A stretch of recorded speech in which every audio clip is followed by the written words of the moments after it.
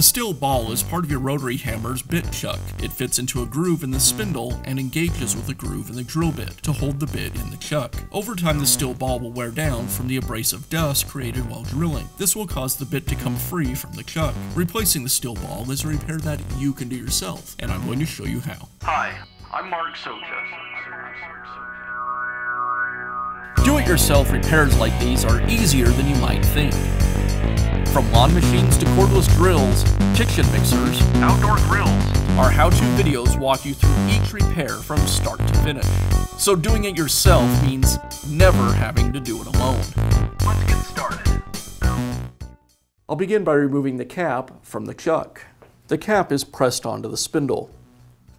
To remove it, I just pry it away.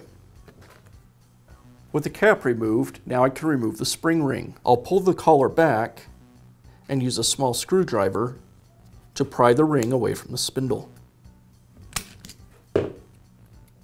With the ring removed, now I can remove the collar. Now I have access to the ring. I can go ahead and remove it. To remove the ball, I'll pull back the guide washer and then I can remove the ball from the spindle. Now I can install the new ball. To install the ball, I'll compress the spring and insert the ball into the groove on the spindle. Next, I'll reinstall the ring.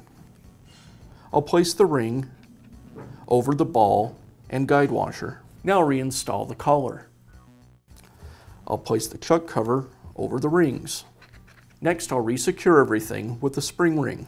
To install the spring ring, I'll place it over the spindle and I'll use a screwdriver to carefully slide the ring over the spindle. Once it's over the front of the spindle, I then need to work it into the groove. And I'll finish by reinstalling the cap. The cap aligns with the spindle and then just presses into place. And that's how you can install a new steel ball in your rotary hammer. Be sure to check back often for new videos and expert advice. If you found this video helpful, give us a thumbs up And leave a comment.